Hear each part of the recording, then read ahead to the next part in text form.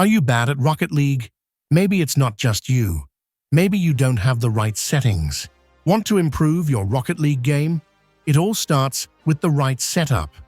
In this video, I'll show you how to tweak the settings to make your game faster, more accurate. From the camera, to the controls, to the most important tips. Let's do it. Hackerman. He's the most powerful hacker of all time. The first thing you have to start with is the camera. If you look at professional players, you might see that they don't have the same camera as you. The camera is your greatest ally in Rocket League. Correct settings and switching between ball cam and car cam will give you a perfect overview of the game and take your control to a completely different level. Let's see how to set it up correctly. First, FOV stands for field of view or field of vision, and basically all that means is how much of the field you can see on the edges. Higher is better because you see more, and 110 is ideal. Camera distance controls the distance from the back of your car to the camera, and meta range for this most common setting is 260 to 280, but if you want to be standard, I would say 270. Height has changed over the last few years, since camera height controls how high up or down the camera is, and the closer you are to the car, controls how much your camera moves when you accelerate. And this setting has also changed over the last few years. Back when I made my first settings guide 3-4 years ago, some pros, like Lethamia for example, would go as high as 2.0. The reason this is less common is because what stiffness does is it controls how much the camera zooms out and zooms in when you accelerate or decelerate, respectively. And so, the sort of new school, younger, more mechanical pros are tending towards lower stiffnesses down in the 0.3 or the 0.4 ranges. My theory on this is because at the highest levels, Rocket League is so fast, stiffness is better to be low.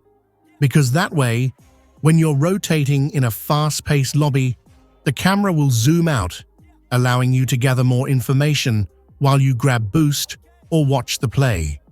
Then, when the play slows down, you get a nice zooming effect where you can be very close to the ball, and this helps with precise first touches, camera swivel speed. What this controls is how quickly your camera will move when you push your right stick around. This is preference, and there's a massive range here, but I personally prefer this higher because I want to be able to flick my joystick and not have to hold it down to quickly gather information. And the more information you have in Rocket League generally, the better decisions you're gonna make. So I play on the high range.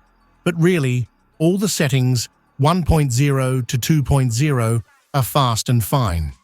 Camera transition speed controls how quickly the ball cam and car cam swaps, so lower will have a smoother, slower animation, and higher will have a snappier animation. Some pros, like AppJack, play very high transition speeds, and you'll notice that when they switch ball cam on and off, the camera cuts fast. I've seen some pros go as high as 2.0 or 1.8 or 1.9. Let's move on to the next point, and that is controls. We won't spend so much time on the controls because there isn't much to set up. So the first is steering sensitivity, which ranges from 1.30 to 1.50. The next is aerial sensitivity, which ranges the same. I have the controller dead zone at 0.05 to 0.15. Dodge dead zone at 0.6 and other values, see for yourselves.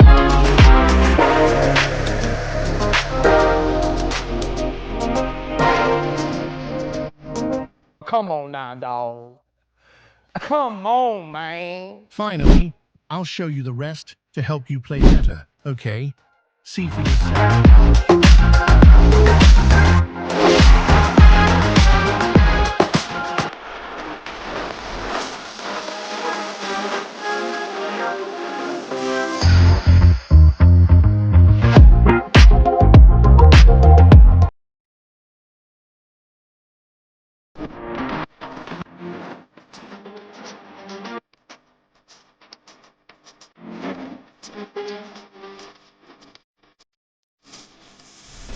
for watching.